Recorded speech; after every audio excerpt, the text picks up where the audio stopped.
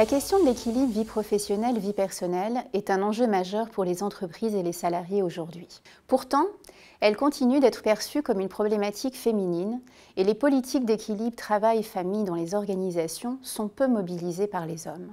Dans ce contexte, notre travail cherche à mieux comprendre pourquoi les hommes mobilisent si peu ces politiques et vise à identifier les barrières qu'ils perçoivent dans leur quête de conciliation, ainsi que les stratégies qu'ils utilisent pour y faire face. Pour répondre à ces problématiques, nous avons interviewé 29 hommes de catégories socio-professionnelles distinctes et de différents secteurs d'activité, tous pères d'enfants de moins de 10 ans.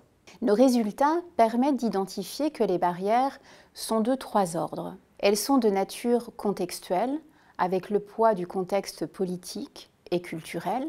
Elles sont organisationnelles. Les hommes signalent le manque de soutien des managers et des collègues sur ces questions, et aussi le décalage entre le discours managérial et la réalité des pratiques. Ils craignent également les répercussions sur leur carrière. Ces perceptions convergent vers un sentiment général de manque de légitimité masculine sur ces questions dans un contexte organisationnel.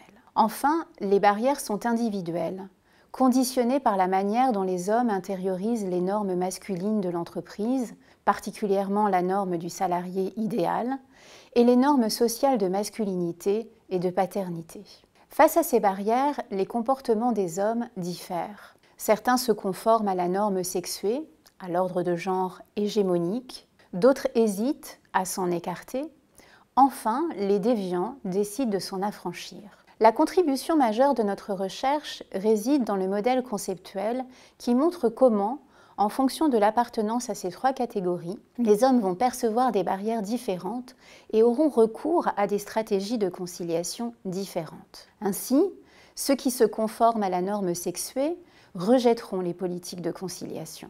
Ceux qui hésitent utiliseront des stratégies invisibles. Les déviants oseront ouvertement les utiliser. Concernant les implications managériales, notre analyse montre l'hétérogénéité des attentes masculines sur ces questions. Elle appelle à davantage de responsabilité, de soutien et d'engagement de la part des organisations à reconnaître les besoins des hommes en matière d'équilibre. Ce soutien peut passer par davantage de communication sur ces sujets en interne, la formation du management et une culture d'entreprise favorable à la flexibilité et à la promotion de l'équilibre pour tous, femmes et hommes.